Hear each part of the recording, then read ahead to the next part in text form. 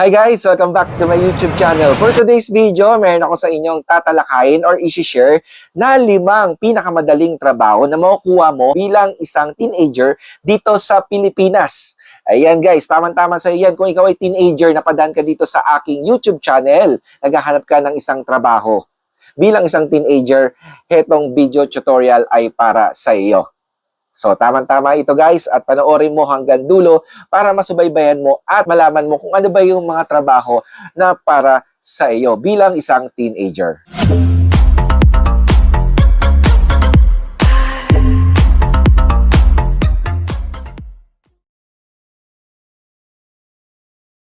Para sa mga teenager dito sa Pilipinas, sa mga edad 15 pataas na naghahanap ng trabaho, ay karaniwang nakadepende sa schedule ng iyong school.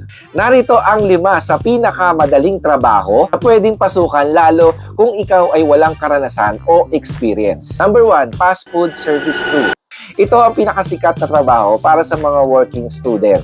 Ang malalaking chain katulad ng Jollibee, McDonald's at KFC ay tumatanggap ng mga gantong trabaho. Madalas tumatanggap sila ng mga estudyante at flexible shifts. Mataas na demand at sanay silang mag-train ng mga beginners or baguhan pa lang. Requirements. Kadalasan ang requirement nito ay resume, working permit or health permit lang.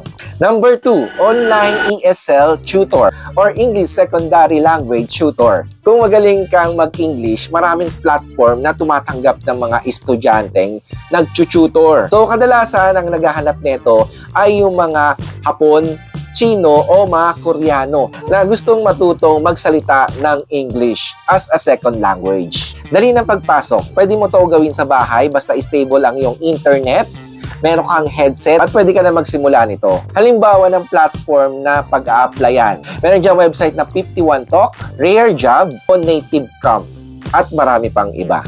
Pwede ka rin mag-post sa iyong mga social media platform na available ang iyong serbisyo bilang isang ESL tutor. Number 3, Retail Sales Assistant.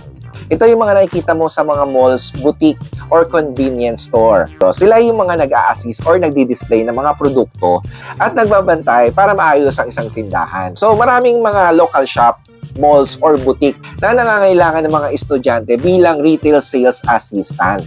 Dali ng pagpasok. Kadalasan malapit lang sa kanilang lugar or sa iyong lugar. Hindi na rin kailangan ng komplikadong skills. Kailangan lang ng marunong kang pakikipagsalamuha sa mga customer or customer service at marunong ka ng basic math and basic computer skills. Number 4, virtual assistant or data entry. Para sa mga tech-savvy, maraming freelance job online na hindi nangangailangan ng degree. Sa dito yung maaari ka mag-encode ng data, mag-manage ng social media pages, o maging assistant ng isang business owner. Dali ng pagpasok. So, maraming entry-level tasks na makikita mo sa online site, gaya ng Online Jobs PH or Upwork, at marami pang iba.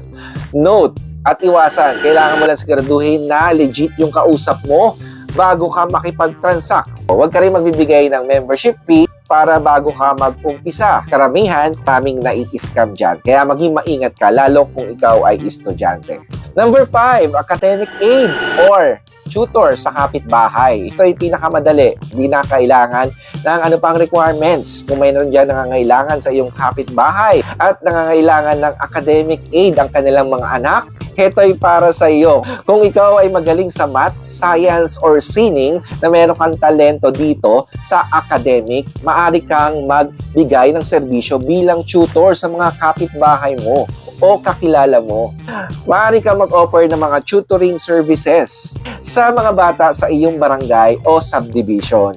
Dali ng pagpasok. Napakadali dahil ikaw ang may hawak ng oras mo at walang formal na application process. So ayan guys, ito ay ilang pinakamadaling trabaho na makukuha mo bilang isang teenager sa Pilipinas. Lalo ngayong bagong taon, simulan mo na. Kung ikaw ay estudyante na nangangailangan mo ng extra income, hindi sapat ang binibigay sa iyo or gusto mong makatulong sa iyong magulang or pamilya, ito na yung time na taon na to guys, no? Dahil maraming pumapasok at maganda yan guys, no? Para pasimula, merong kang stepping stone pagkatapos mo bilang estudyante, meron ka ng experience. Sa panahon ngayon, napakahigpit ng competition dahil ang daming mga graduate na student na walang trabaho dahil kulang sila sa experience or karanasan bilang isang trabahador. So ito yung nararapat sa iyo, kaya wag mong palampasin. Pwede kang pumasok dito bilang working student habang nag-aaral ka, nagtatrabaho ka, kumikita ka, at the same time, nakakatulong ka sa pangangailangan mo at sa mga magulang mo. Disclaimer guys, hindi ko hinihikayat ang mga estudyante na magtrabaho. Dahil syempre guys, kung kaya mo naman na mag-aral ka. Kung meron nagpapaaral sa'yo, napakaswerte mo guys. Kung kayang-kaya kang pag-aralin ng magulang mo, mag-aral ka ng mabuti dahil yan lang ang maibibigay ng magulang mo na kayamanan para sa'yo. Dahil napakahirap mag-aral, napakalaki ng tuition fee sa college. Ayan, at hindi kaya or hindi sapat ng isang magulang na tustusan ang pangangailangan bilang estudyante sa college. Kaya kung may nagpapaaral sa inyo, mag-aral kayo guys. Okay? So ito guys, itong video tutorial na ito ay tinuturo ko lang sa inyo para meron kayong choices. Para balang araw, kung gusto nyo magtrabaho or habang nag-aaral kayo, at the same time, kaya nyo naman, mas maganda, meron na kayong idea. Itong tinalakay or pinamahagi ko sa inyo.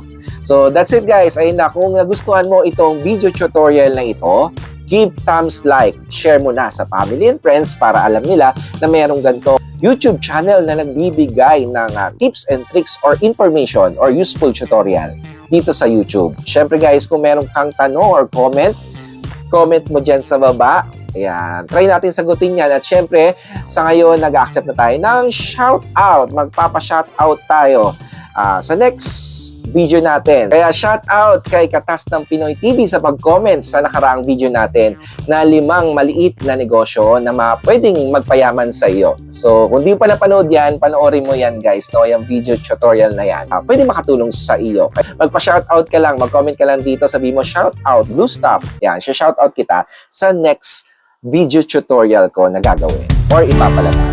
So, ayun guys, no, subscribe ka na. Kung di ka pa nakasubscribe, pindutin mo na yung subscribe button. Click mo na ang notification bell para updated ka sa mga future videos natin na ipapalabas katulad nito. So, hanggang dito na lang. Maraming salamat. Have a nice day. See you in my next video. Mabuhay. God bless. Bye-bye.